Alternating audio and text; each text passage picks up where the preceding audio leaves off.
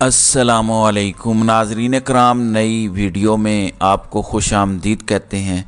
साबिक वज़ीर आज़म इमरान ख़ान को आज जेल में 100 दिन मुकम्मल हो चुके हैं। उन पर 200 मुकदमात बनाए गए। अदलिया और दीगर इदारों की छतरी तले जिस तरह का ये सारा मामला हो रहा है, आज इस्लामाबाद हाई कोर्ट से बिलाखिर एक अच्छी खबर आई है। मियां गुल हसन औरंगज़ेब ने किस तरह बड़ा खड़ाक किया है और अब chief justice Islamabad high court मुश्किल में फंस चुके हैं। इमरान खान को बड़ा रिलीफ मिला है साइफर केस में, जबकि बाकी केसेस पर इसके क्या असरात होंगे इस पर भी हम आज की वीडियो में बात करेंगे।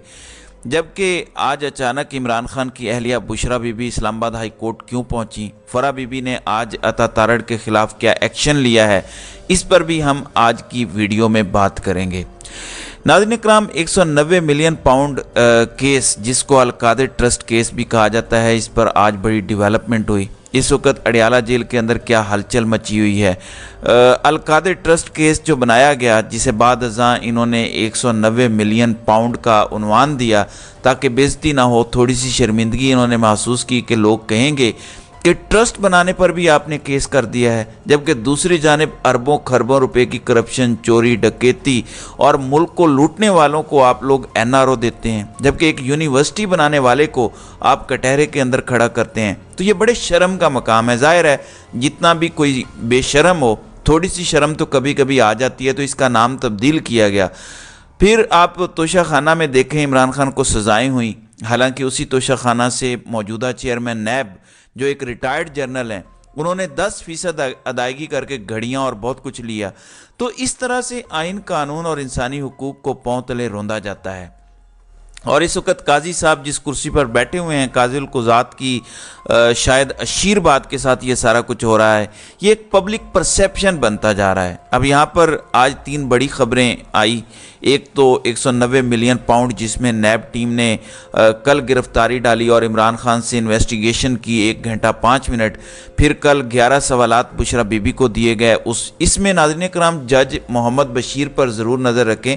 ये वो जज हैं, जब नवाज शरीफ की सज़ाएँ हुई तो उस वक़्त भी इन जज साहब की खिदमात ली गई और अब इनकी रिटायरमेंट की तारीख करीब है और जाने से पहले इन्हीं से इमरान खान को मुबैना तौर पर सज़ा दिलवानी है। ये टारगेट भी शायद इन्हीं के ज़रिए अचीव किया जाए। ऑलरेडी 6-7 वज़ीर आज़म इनके सामने पेश हो चुके हैं, तो ये बहुत बड़ा क्रेडिट लेके जाएंगे। यानी एक शख्स जिसने पहले नवाज शरीफ को सज़ा दी, बाद में उसी ने नवाज शरीफ को वेलकम भी कहा। अब वही जज इमरान खान को मुमकिन तौर पर 190 मिलियन पाउंड केस में सज़ा देंगे।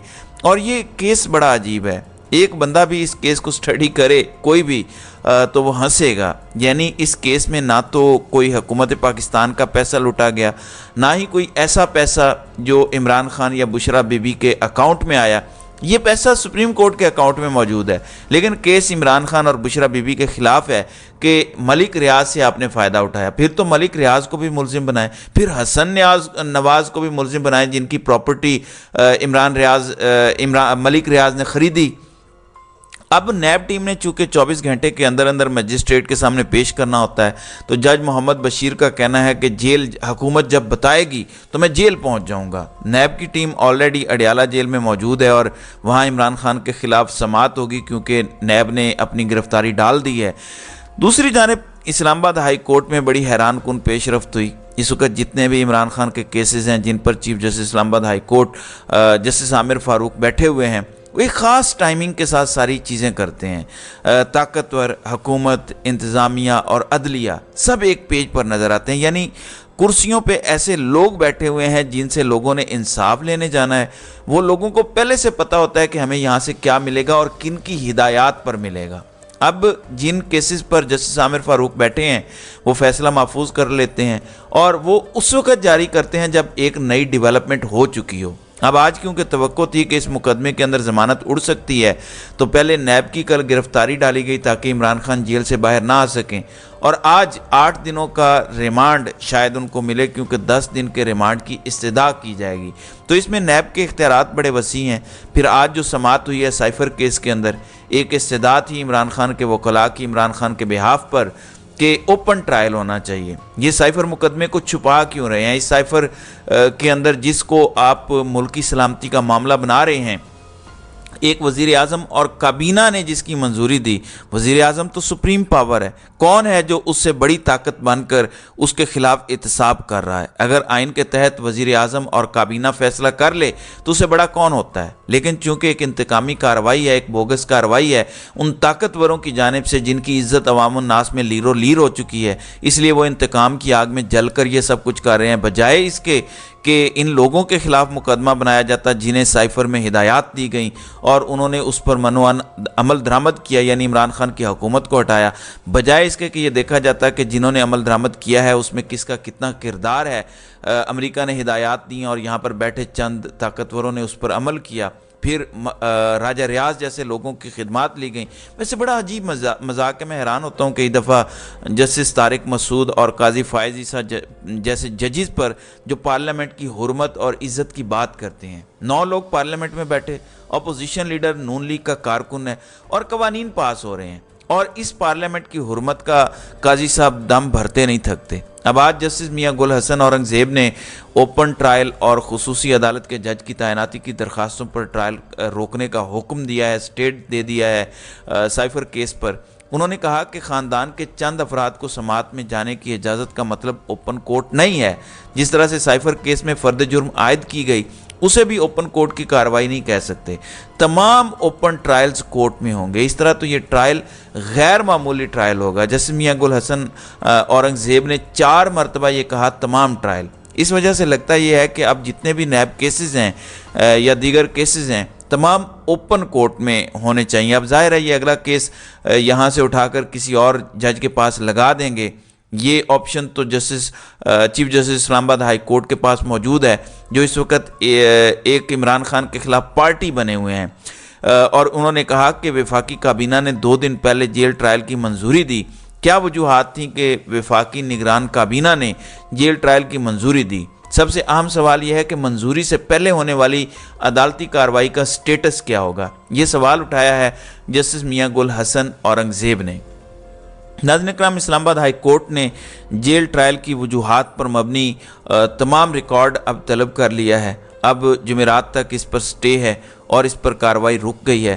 یہ انتہائی اہم ڈیولپمنٹ ہے۔ اب اس دوران اسلام آباد ہائی کورٹ کے چیف جسٹس پر ضرور پوری قوم نظر رکھے گی کہ اب وہ اس میں کیا گیم ڈالتے ہیں، کیونکہ اس وقت عدلیہ میں بڑی کرسی پر بیٹھے چند کرداروں میں وہ بھی ایک کردار ہیں جو انصاف کے قتل عام میں بظاہر شریک دکھائی دیتے ہیں بدقسمتی سے۔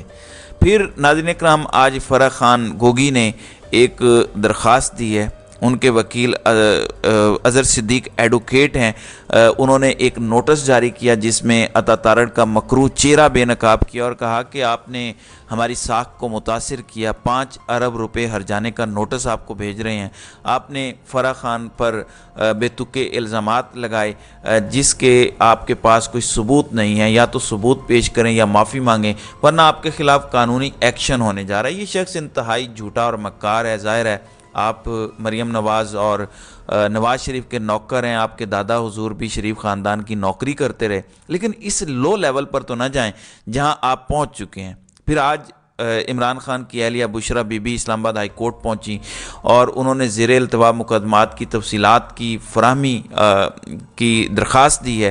ان کی لیگل ٹیم نے یہ درخواست دی ہے کہ بشرا بی بی کے خلاف جتنے بھی مقدمات ہیں ان سب کی تفصیلات انہیں فراہم کی جائیں۔ جب تک تفصیلات نہیں آتی ان کو کسی بھی مقدمے کے اندر گرفتار نہ کیا جائے، تو ممکنہ طور پر آئندہ چند دنوں میں بشرا بی بی کو گرفتار کر لیا جائے گا۔ پھر عمران خان کی بہنوں کو بھی گرفتار کیا جائے گا۔ ظاہر ہے کیا جانا چاہیے، اتنا بڑا جرم کیا عمران خان نے، اس نے ایبسلیوٹلی ناٹ کہا، اس نے اسلامو فوبیا کے خلاف جنگ لڑی، اس نے ملک کے اندر غریبوں کے لیے کام کیا، اس نے اسرائیل اور اس طرح کی دیگر طاقتوں کے خلاف ایک علم بغاوت بلند کیا، اسرائیل کو تسلیم نہ کرنے کا اعلان کیا، مودی کو للکارا۔ اب آپ دیکھیں کہ یہ اسی طرف جائیں گے جن کو عمران خان نے للکارا ہے، اور چونکہ ان کو تسلیم کرنے میں عمران خان رکاوٹ ہے، اس لیے اس کو ہٹایا جانا بڑا ضروری ہے۔